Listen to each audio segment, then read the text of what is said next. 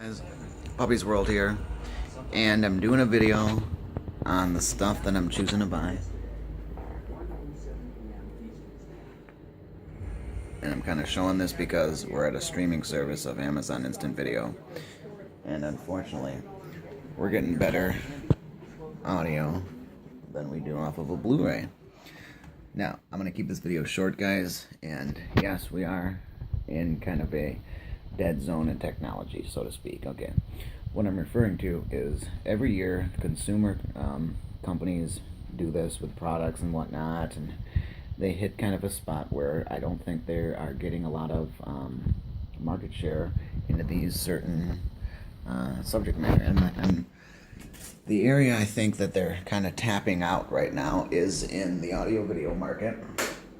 And I think they're also tapping out the music market as well, with Ortophone's upgraded cartridge coming out and projects, turntables, and Audio-Technica not doing much with their stuff. But companies like Emotiva, Parasound are revamping their old classical designs and dropping a price point down. So I think what they're doing there, guys, is they are doing exactly what I have always recommended they do, and they're finally doing this now. So companies like Emotiva, Parasound, Paradigm, ELAC, whatnot, those are coming out with cheaper items at a more available price point, allowing people to kind of, for the first time ever, and I will be honest, guys, I 1 year ago was, I was attending one of these audio events, seeing the monoblock amplifier speaker sitting on the floor and going, I'll never be able to afford that. Literally walking out of the place with my wife, shaking my head in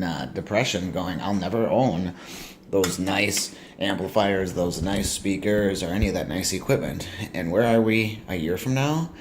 Well, a year from then, we're right here. Now, we still don't have the XPA balanced amplifier from Emotiva set up with our XLR balanced connections. No, we're not at that point yet, guys. However, I think I just needed to do a short video on if you're going to be spending money on things, and if so, what right now? Because some people kind of go to YouTube channels for suggestions as to what should I be pouring my money into in the audio-video world right now. And I have to be honest, a couple of months ago, guys, for me it was the Panasonic Blu-ray player versus the Samsung 4K Blu-ray player.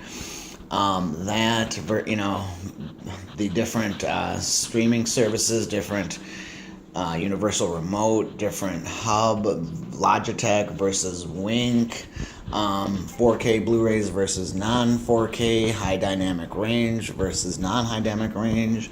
High dynamic range has really blown up, guys. They're utilizing it in every Blu-ray that uses 4K, so buying a TV with HDR is a very good idea.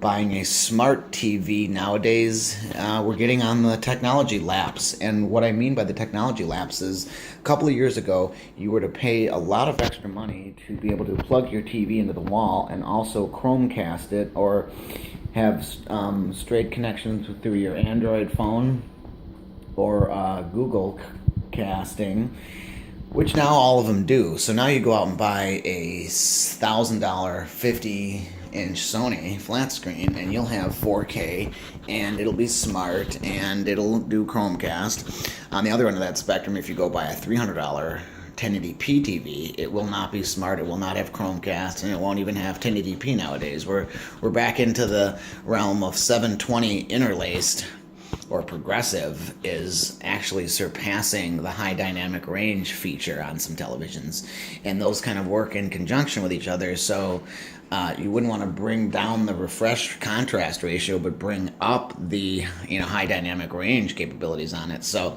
that's for TVs, guys. I think we're hitting a very affordable price point in 4K high dynamic range TVs, specifically the Sonys. In terms of audio, I think we've hit a point in the market where there's not a really, and I agree with this for movies as well, because I had a long discussion with someone the other day about movies releasing in the last year and whatnot, and or soundtracks remastered and releasing within the last year. And my buddy and I agree that there's just not a lot of big